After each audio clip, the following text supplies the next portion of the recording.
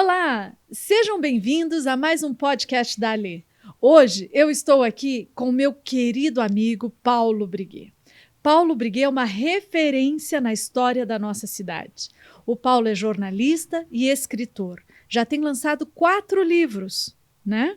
O primeiro, Diário de Moby Dick, em parceria com o pai, Repórter das Coisas, Aos Meus 7 Leitores, Coração de Mãe, 5 então, e Nossa Senhora dos Ateus.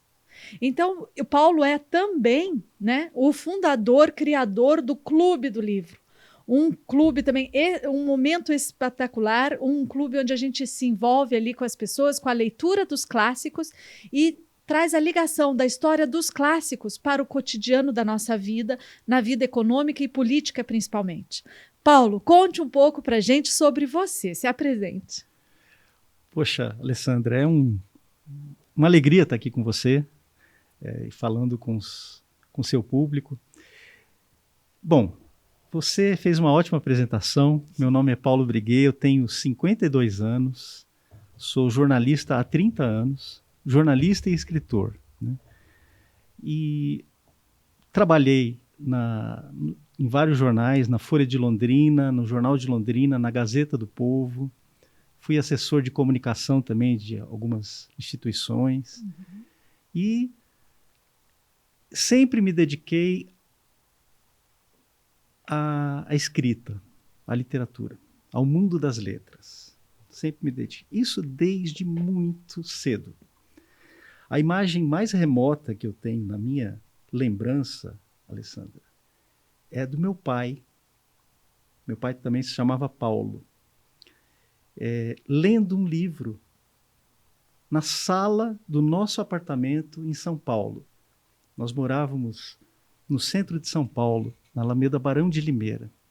E eu me lembro daquela cena, como se fosse hoje. Meu pai sentado na poltrona, lendo um livro. Olha, essa imagem, ela tem no mínimo 50 anos. Eu devia ter uns 2 anos. Então, eu me lembro claramente dele na sala, lendo um livro. De certa maneira, naquele momento nasceu o Paulo escritor. Aquela imagem determinaria o curso da minha vida. Então, eu sempre digo isso, inclusive já escrevi várias vezes sobre essa cena, né? Que é um acontecimento muito marcante na minha vida.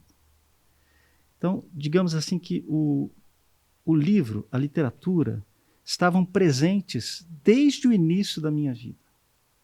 E determinaram, de certa maneira, o sentido da minha vida. Então, sempre foi assim. Alguma vez ele mandou você ler? Eu não me lembro de ele ter mandado, ele ter ordenado isso. Eu aprendi pelo exemplo. Eu via meu pai. Quer dizer, era uma coisa que me intrigava. Eu não sabia ler ainda. Esse era o gancho, né, que eu queria puxar justamente. Eu não sabia ler ainda. Isso, que a gente aprende dos pais muito mais pelos exemplos do que pelo que eles dizem. E aí você veja só, né? De ver o teu pai ler, quer dizer, você ter essa imagem assim tão clara, tão vívida e de uma época tão lá atrás, é porque era algo muito recorrente que ele fazia, né? Tinha uma sistemática aí. Que bacana isso. E depois eu fui aprendendo algumas coisas sobre os livros, né? Eu aprendi a ler, naturalmente. Comecei a me interessar pelo universo dos livros. E um dia eu descobri que as palavras livro e liberdade têm a mesma raiz, a mesma origem etimológica. A palavra livro, ela vem de liber, que é uma membrana da árvore que os romanos antigos tiravam para fabricar papel. Então, elas extraíam o liber para fabricar papel. E por isso que o livro se chama livro. E a palavra liberdade tem a mesma origem etimológica. Ou seja, os livros, eles são instrumentos da liberdade humana. E se você observa aquele famoso quadro na verdade, um afresco, né, de Michelangelo, que está no teto da Capela Sistina, que é a criação do homem. Perceba que os dedos de Deus e do homem não se tocam. Não se tocam. O dedo do homem está dobrado. Essa última parte do dedo está dobrada. Isso significa o quê? Isso tem um significado. Esse gesto de se chegar em Deus, de se aproximar de Deus, de tocar o dedo de Deus, é a nossa liberdade. Quer dizer, a liberdade foi um dom concedido por Deus ao homem. Olha só que coisa importante. Perfeito. E nos livros a gente encontra essa liberdade. Isso, você colocou que é um instrumento de liberdade, né? Sim. Eu também creio muito nisso. E aí você tem ali, você criou o Clube do Livro, sim, que é uma ferramenta extraordinária, justamente para dar às pessoas essa consciência e mostrar isso, né? Conte um pouco sobre o Clube do Livro, o objetivo ali, como acontece e como que isso é esse instrumento, como que esse livro, através do teu trabalho também no Clube do Livro, se torna um instrumento de liberdade para as pessoas. Veja, no Clube do Livro nós partimos de 3 pressupostos. O primeiro é uma frase do meu querido professor José Munir Nasser, que foi o grande inspirador do Clube do Livro. Ele dizia: uma sociedade não pode ser rica antes de ser inteligente.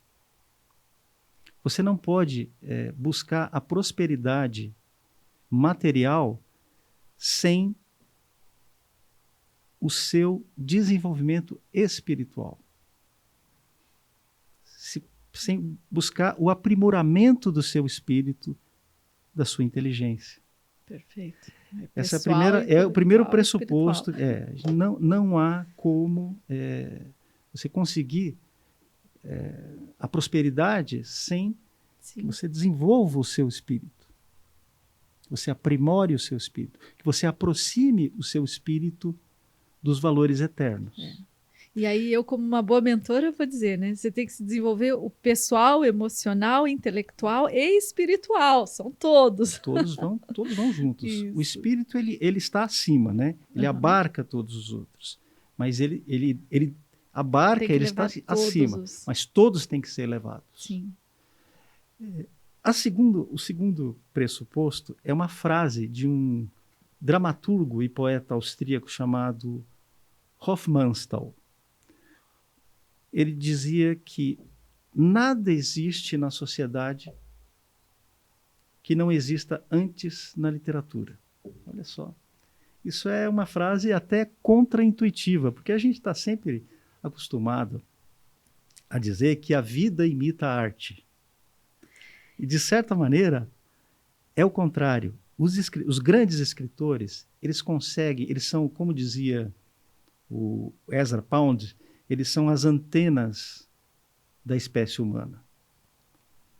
E eles captam a alma da sociedade antes mesmo dos acontecimentos políticos.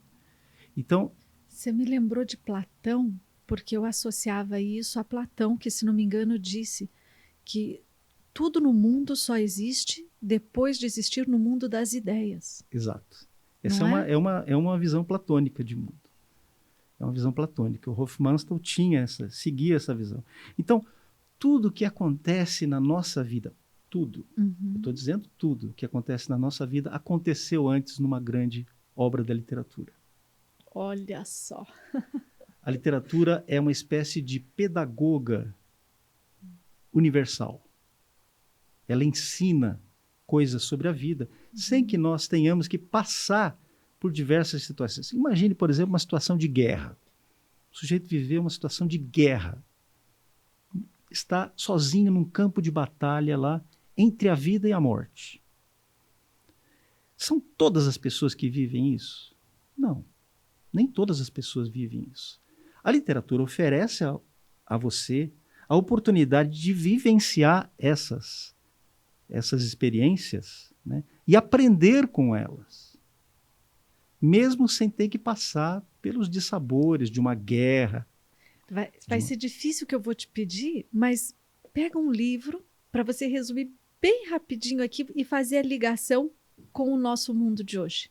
Um clássico da literatura que tem aí uma situação e que a gente vive hoje. Eu vou dar um exemplo de um livro. Havia um crítico literário canadense chamado Northrop Frye, excelente crítico literário, que escreveu um livro chamado O Grande Código, em que ele dizia que quase toda a literatura ocidental está baseada na Bíblia, nos relatos bíblicos. Então, essa origem, a Bíblia é o maior dos livros. Sim. Né? Então, essa origem bíblica, ela permeia o nosso cotidiano, Sim. Tem a história, eu vou contar uma passagem bíblica, uma passagem do livro do Gênesis. Aliás, o professor José Munir Nassi fazia uma aula maravilhosa sobre o Gênesis, né? Uhum. Vamos lá no comecinho do livro do Gênesis. O que acontece? O homem e a mulher são criados à semelhança de Deus e lhes é dada a liberdade para escolher.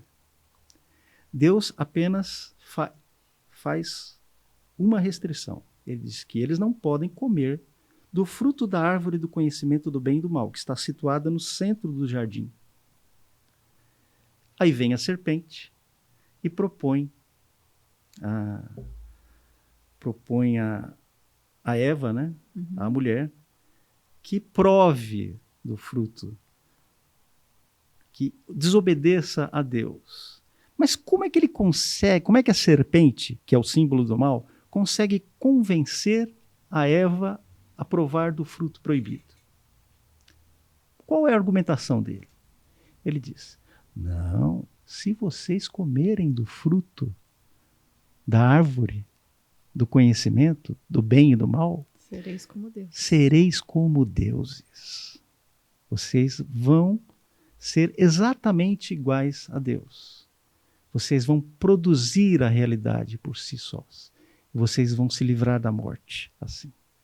Esse sereis como deuses é algo que soa até hoje no nosso tempo. Nós temos inúmeros exemplos no nosso mundo político.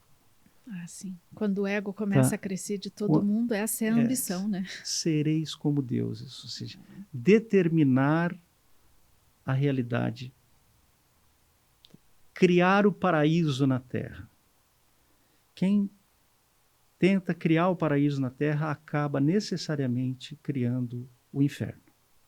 Perfeito. E essa é a lição do nosso tempo. Essa é a lição do nosso tempo, que infelizmente muitos não aprenderam. Nosso continente, por exemplo, a América Latina, está sendo hoje tomada por essas ideologias que tentam impor essa visão de mundo, de que nós podemos dominar completamente a realidade. Tá? Nós temos que afastar Deus. Sim, e ao fazer isso, estão trazendo uma destruição total por onde passa. É uma destruição terrível. Você veja a situação de vários países vizinhos nossos. E nós corremos, infelizmente, Alessandra, nós corremos esse risco. Isso. Então, traz para a gente aí como que no Clube do Livro você usa isso como uma ferramenta para ajudar a evitar isso, né? A promover para as pessoas esse conhecimento que dá a eles a liberdade para poder escolher melhor. E aí depois eu quero entrar no seu trabalho no Brasil Sem Medo. Nós no Clube do Livro, partimos do seguinte pressuposto. É a cultura que produz a política e não o contrário. Repete isso, por favor. É a cultura que produz a política e não o contrário. A cultura. E quando eu falo em cultura, eu estou me referindo ao espírito humano. Uhum. É o espírito que produz a política e não o contrário. E para isso, como é que nós vamos cultivar esse espírito? Nós vamos cultivar esse espírito buscando aquilo que de melhor foi dito, que de melhor foi escrito, que de melhor foi pensado, que de melhor foi imaginado ao longo das gerações. E onde está tudo isso? Está nos clássicos da literatura. Está nos grandes escritores que passaram pelo teste do tempo. Então, uma peça de Shakespeare, ela é encenada há 400 anos.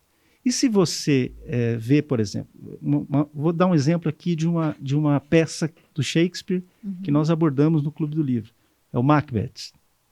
O que fala o Macbeth? Fala sobre traição política. Traição política que a gente vê todo o tempo. Hoje. E algo já relatado há 400 anos. Há 400 anos. Entende? Se você pega uma peça como Antígona de Sófocles, qual é o tema de Antígona?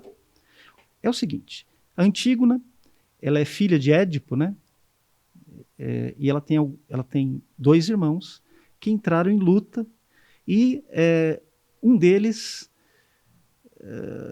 morreu lutando contra o rei Creonte de Tebas.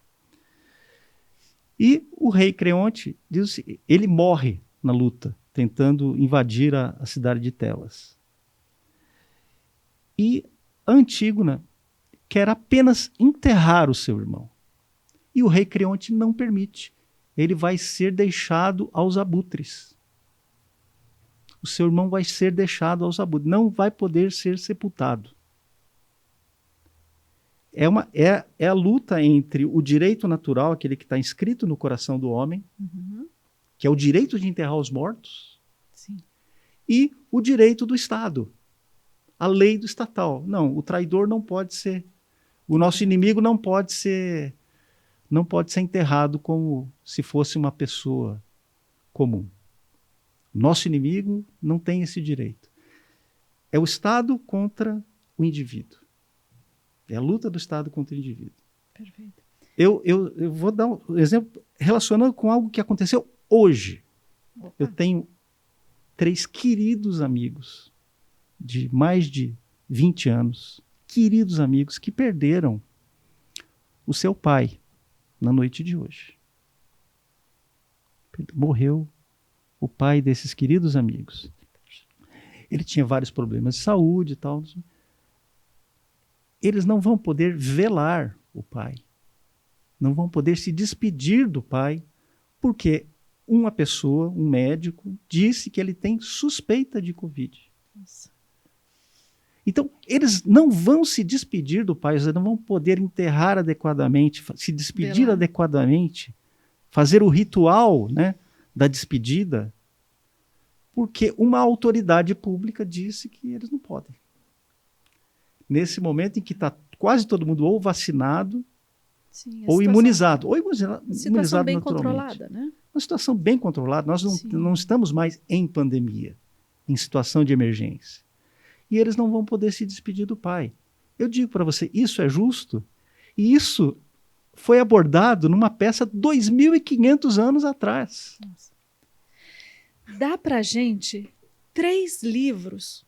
Eu sei que o desafio é gigantesco, porque tem muito mais que isso, né? Sim. Mas quais seriam os 3 livros mais importantes que você diz assim, para entender a política de hoje, é imprescindível a leitura desses 3? Dá 3 para o nosso pessoal aí escolher. Puxa vida, esse é um desafio, hein? Eu acho que o primeiro é Apologia de Sócrates, que narra o julgamento e a morte de Sócrates, que foi o fundador o criador da filosofia, o pai da filosofia ocidental. Da retórica, e daí também surgiu depois democracia, nesse mesmo ambiente, tudo isso, né? Eu vou falar também de um livro sobre a política, né? Tem que pensar bem, hein?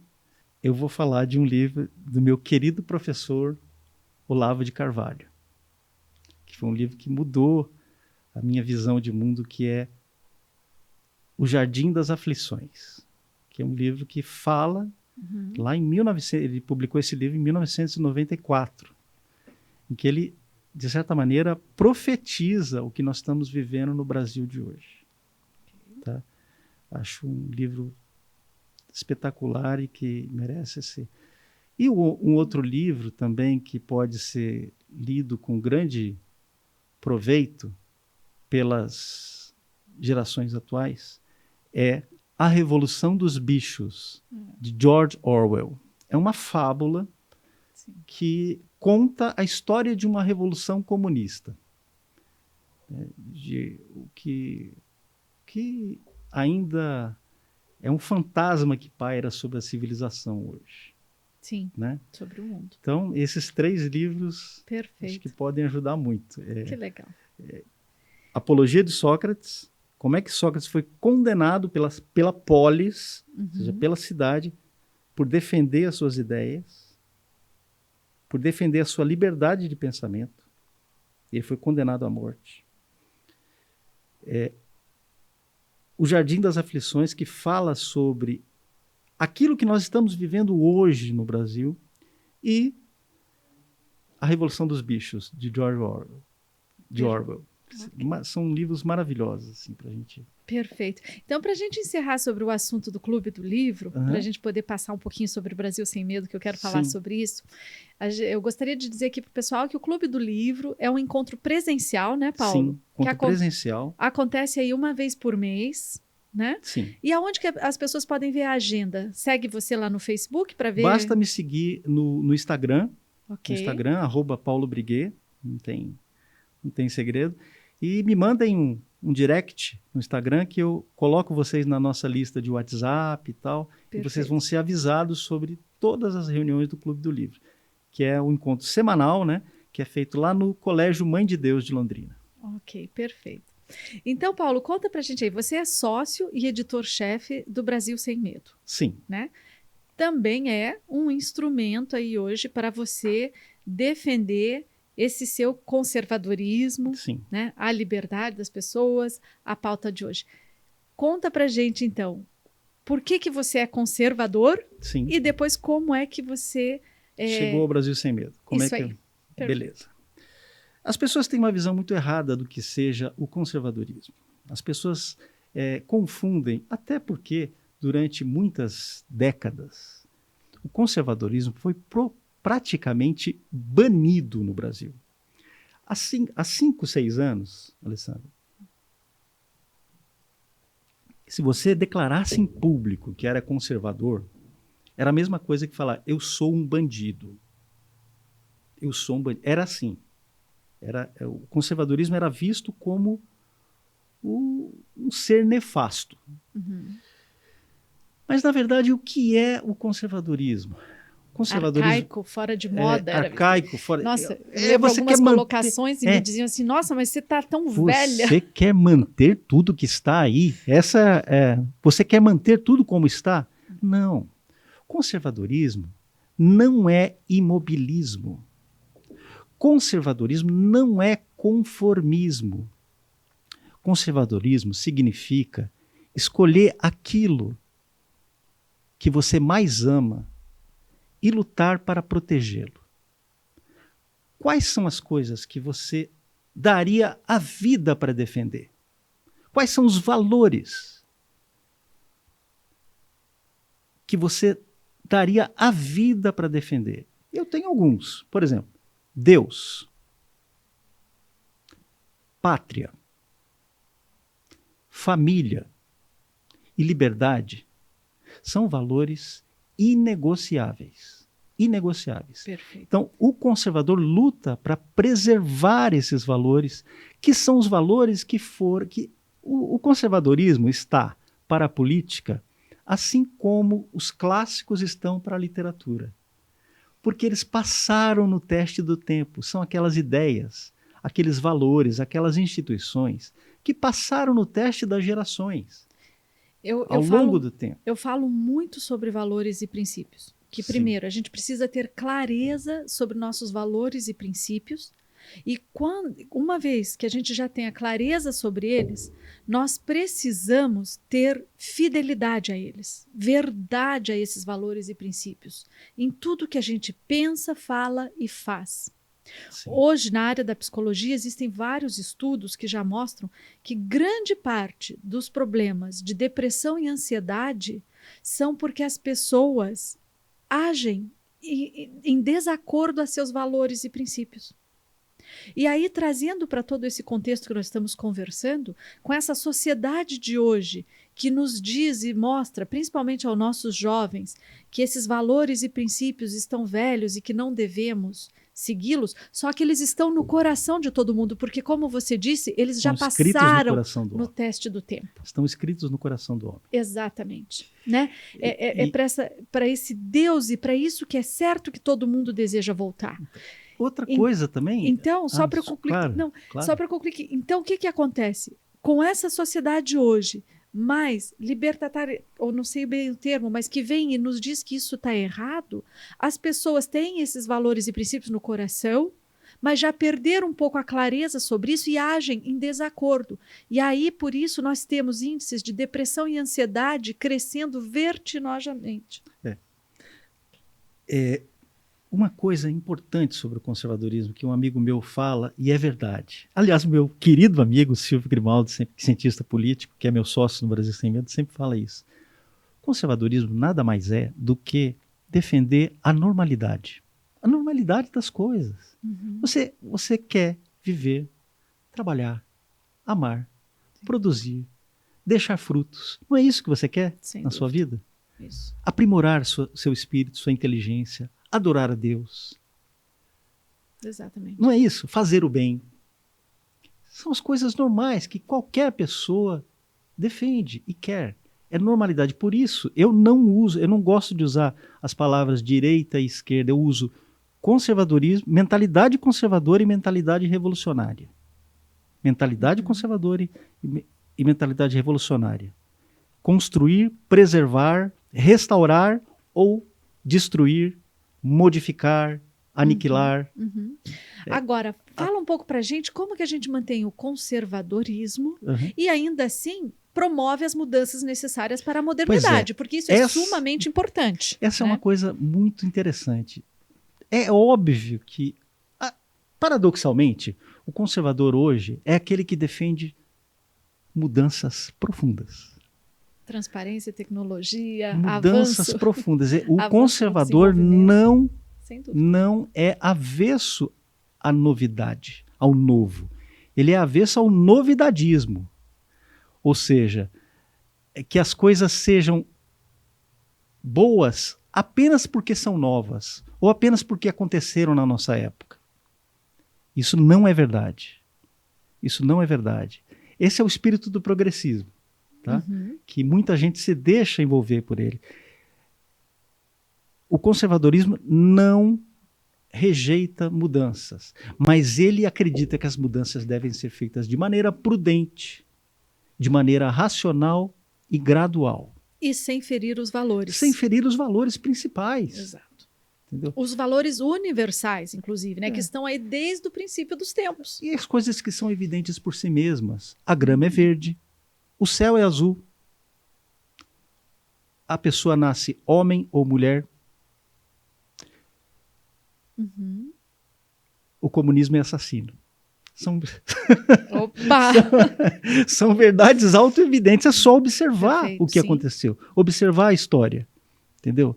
E o povo brasileiro é, nesse sentido, profundamente conservador. E o nosso professor Olavo de Carvalho, há 10 anos, disse o seguinte: o candidato que se apresentar como conservador vai ganhar as eleições. E ele estava certo. Ele estava certo. E depois ele disse: o jornal que se apresentar como conservador vai vencer os seus concorrentes. E por isso nós fundamos o Brasil Sem Medo. Opa. Brasil Sem Medo, a gente estava conversando aqui com o nosso amigo Gabriel, e ele foi aluno da professora Maria Helena Cavazotti Viana. E ela me ensinou, na primeira aula de jornalismo, ela me ensinou uma coisa que eu guardei até hoje, que é o lead jornalístico. São as 6 perguntas do lead. O que, quem, como, quando, onde e por quê. São 6 perguntas que toda notícia jornalística deve responder. Tá? No Brasil Sem Medo, nós respondemos a essas 6 perguntas, mas respondemos a uma 7ª pergunta, que é: e daí? E daí? O que decorre disso? Né? O que isso vai modificar na minha vida? O que isso representa para mim? que isso representa para o futuro dos meus filhos? Entende? As consequências da notícia. Eu costumo dizer uma coisa no Brasil Sem Medo também. Nós temos uma excelente equipe de repórteres, mas eu costumo dizer o seguinte: não existe fato de direita e fato de esquerda. Não existem fatos de direita e fatos de esquerda. Existem fatos. Fato é então, fato. Fato é fato. E a gente não pode deixar que os nossos princípios conservadores nós temos princípios conservadores. Nós não podemos deixar que eles nos impeçam de enxergar a realidade. Essa é uma lição também do professor Olavo de Carvalho, meu grande mestre. Não estude filosofia, não estude autores de filosofia, estude a realidade. Estude a realidade. De certa maneira, nós estamos fazendo isso. Nós estamos estudando a realidade e mostrando essa realidade da maneira mais honesta possível para o nosso público. Vocês são muito atacados? Olha, veja o Sermão da Montanha. Bem-aventurados sereis quando fordes perseguidos por causa do meu nome. Isso já está na Bíblia. Isso é óbvio. Se você defender a justiça, se você defender a liberdade, se você defender a fé, a esperança e a caridade, você vai ser atacado. É inevitável. Não sou eu que estou dizendo isso. Não sou eu que estou dizendo isso. Quem disse isso foi Jesus Cristo. Sim. Isso aí é tema para todo um outro podcast, que a nossa luta é espiritual antes de tudo, A nossa luta é acima de tudo. Quando eu falo que a cultura produz a política, eu estou dizendo isso. Que a luta, acima de tudo, é espiritual. Então, salve a sua alma. Salve a sua alma. A primeira coisa. O pessoal falava, não, o Olavo é filósofo político, ele não sei o quê. Não. A prioridade do Olavo de Carvalho era salvar a alma das pessoas. Tanto é que quando ele morreu, aliás, o meu livro é dedicado a ele, tá? O Nossa Senhora, posso mostrar aqui, fazer propaganda? Quero que você fale um pouquinho sobre esse livro. É o meu livro de crônicas, né? 100 crônicas de Paulo Briguet, Nossa Senhora dos Ateus. Você encontra nas livrarias também, nas físicas e nas virtuais. Nossa Senhora dos Ateus, 100 crônicas de Paulo Briguet. A crônica sempre foi o meu gênero preferido, né? Eu estava fazendo as contas, eu acho que eu escrevi 3.000 crônicas ao longo da vida. E você é uma pessoa a quem eu tenho que agradecer muito, porque você, durante 4 anos, quando você era diretora da Folha, você me abriu esse espaço, né? Que eu sou muito grato a isso, Alessandra. E também você é não posso deixar de dizer isso, você é uma grande apoiadora do Clube do Livro, né? Sim. Você apoiou a gente desde o começo e isso é muito, muito bacana. Sim, porque também acredito como você que é isso, né? É um instrumento de liberdade. O conhecimento nos traz liberdade e poder de escolha. Isso mesmo. Porque nós estamos escolhendo o tempo todo. E aí, quando a gente reclama, inclusive, do sistema político, das pessoas e tudo isso, a primeira pergunta que eu faço é: estamos nós fazendo a nossa parte? Né? Então, Paulo, nossa, que delícia essa conversa, que gostoso. Quero te agradecer imensamente por ter estado aqui comigo. Foi um prazer. Mais à frente, mais adiante, vamos repetir que temos muitas coisas ainda para poder falar. E eu queria te lançar um desafio aqui. Opa! Todo final de podcast, eu sempre peço aos meus convidados para deixarem aí uma mensagem para as pessoas que nos acompanham. E eu queria perguntar para você se seria possível você deixar para a gente um trecho de uma crônica para a gente encerrar. Eu queria uma crônica minha que eu falo sobre Caim e Abel. Não sei se você sabe que Caim matou Abel, né? Todo mundo sabe dessa história. Caim matou Abel, né? Os dois ofereceram sacrifícios a Deus. Deus se agradou mais do sacrifício de Abel, porque ele parecia um sacrifício mais honesto, um sacrifício de coração. Tá? E Caim ficou enciumado